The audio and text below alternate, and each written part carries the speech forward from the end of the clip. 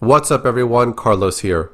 There's been an update to Predator Hunting Grounds on August 31st of 2021.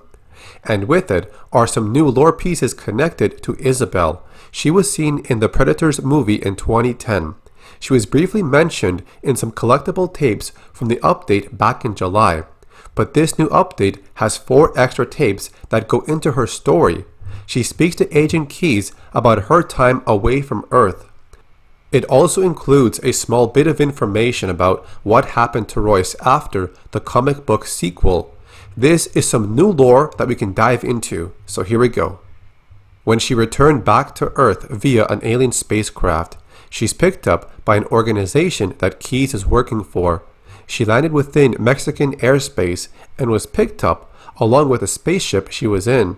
She explains her story while being held unlawfully. Keyes looks over her impressive service record and wonders why she suddenly went AWOL.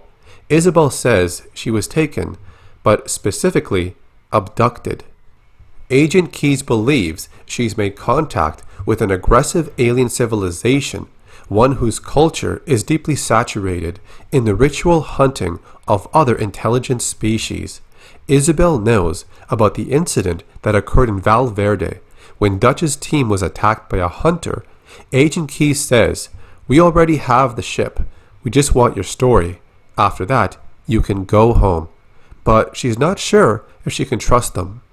His response is that they are trying to stop these hunters, and by the look of the inventory in that ship she was in, she was also. Within the spacecraft they found alien jawbones, thermal netting, predator armor, and a bolt-action sniper rifle. Ballistics say that it's been fired a lot. As a way to make things a bit more fair, Keyes would give a little intel about his role in the situation. He's part of a task force directed by the United States government to assess and respond to a very real alien threat, one that attacked first and continues to do so with impunity.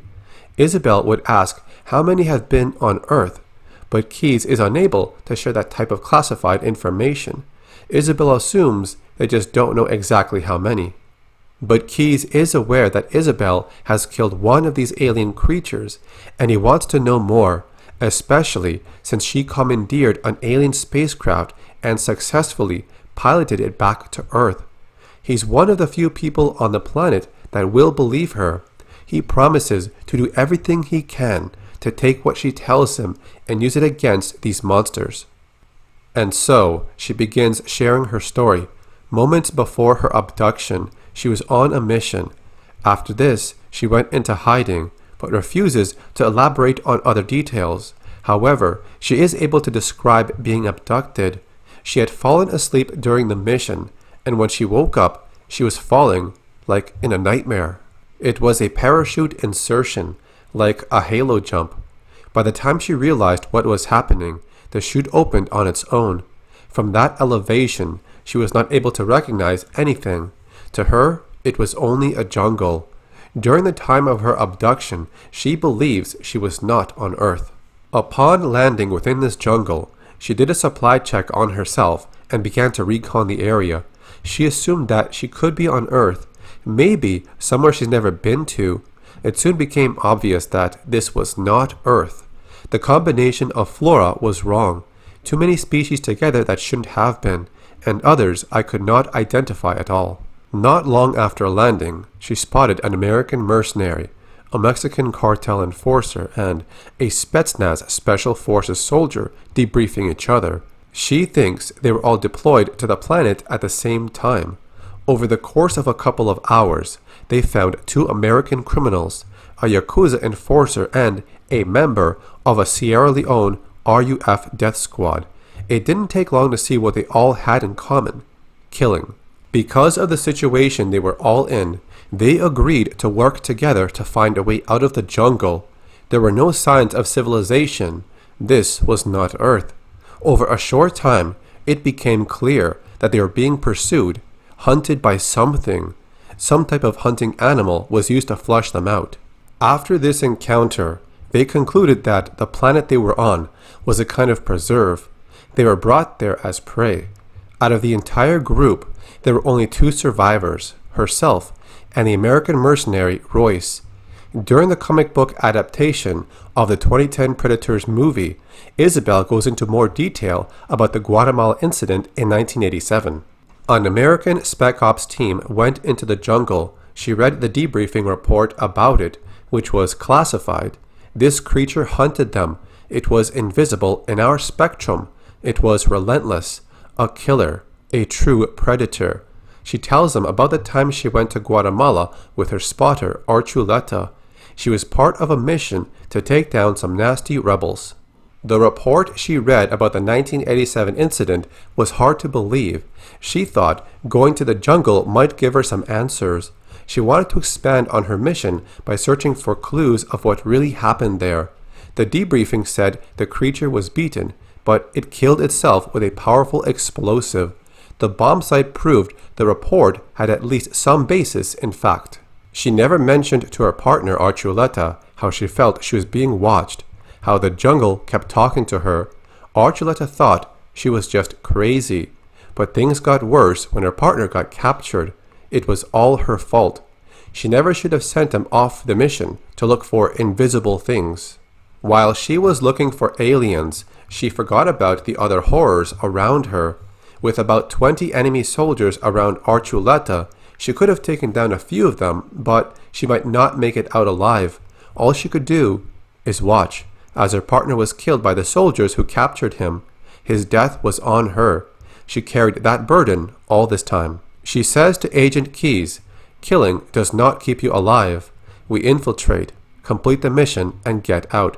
We were trained to survive, not to butcher civilians." Earning the trust of Royce was difficult at first. He worked with them because he saw it was tactically advantageous. He saw the other members as disposable. When they were trying to identify the enemy, he used the other members as bait to lure out the enemy. Someone died. Even if nobody on that list was that trustworthy, Isabelle knew Royce was the best chance she had at getting out alive. And she was right. They were the only two that survived this encounter, but they got injured. While they were hiding to recuperate, they grew close. She was hoping to return to Earth with Royce if they had not marked him. The hunters saw Royce as some kind of champion. He killed a hunter, survived for so long. They must have thought he was worthy, so they gave him Predator armor. This is referring to the comic book sequel to Predators. The story continues with Royce and Isabelle still trapped on the game preserve. They survive for a long time, but one night, a predator finds their campsite to drop off a package, then leaves. Royce is given predator armor to fight against a giant, four-armed predator. Isabelle says that there were times Royce had spoken about how he secretly enjoyed hunting men, that it was dishonest to think otherwise. This is somewhat linked to the prequel comic book story of Royce's mission in Africa. His backstory shows that he was hired to take out specific targets for the right price. He's not there to rescue people. He's just there to eliminate a target and get paid. When the predators gave him that armor, it was like the gods telling him he was right all along. That's when I lost him. Royce would then use the armor's cloak to find a landing site. He took Isabelle to it, and there was some kind of dropship and a smaller skiff. She thought they would both take the skiff, but Royce said he wanted to meet them face to face. I argued with him, pleaded, but there was no point. Whatever connection he had to humanity, to me, died in the jungle. His ship disappeared into the clouds, and I was alone. The last thing Agent Keyes wants to know is how Isabelle was able to pilot an alien spacecraft back to Earth. She says that before Royce left, he was able to unlock and ready both ships using the computer on his armor. I don't know if he could have done more, or if he just didn't care to, but it responded to me as though I were one of the hunters. Everything was in their language. Because she was trained in naval navigation, some things made sense out of practicality, and others I figured out through trial and error. Time was difficult to judge there, but I slept several times as I worked it out. There were so many controls with images and holograms. She even assumes the hunters are not that smart. They saw so many of them, but there were no engineers or techs. No one ever performed maintenance. If something broke, they would just abandon it. She thinks it all works for them, but they don't know how it works. Agent Key says that's been a running theory about these hunters. Isabelle was going through a planetary directory for hours until she found Earth. She grabbed her supplies and started pushing buttons in the directory until the ship rumbled, and then she sat down and prayed. She fell asleep soundly for the first time in a long time. When she woke up, there was Earth, huge and blue. The ship wanted a landing zone, but I could not read the locations, so I chose at random. Before they finished the conversation, the OWLF thanks Isabelle for her assistance, and he gives her his card in case she wants to help out again. She says she'll think about it, and says, "Goodbye, Agent Keys." And that's the closure to the story of Isabelle. I like how the lore was connected to the comic book sequel.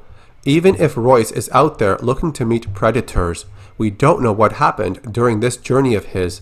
Maybe we'll find out, or maybe this will remain a mystery. The end. If you want to see the video about Royce getting Predator armor, I covered that comic book story, which is a sequel to the Predator movie from 2010. And if you want to see Royce's early story from when he went to Africa, I'm going to leave links to those two videos, so check them out if you want to know more.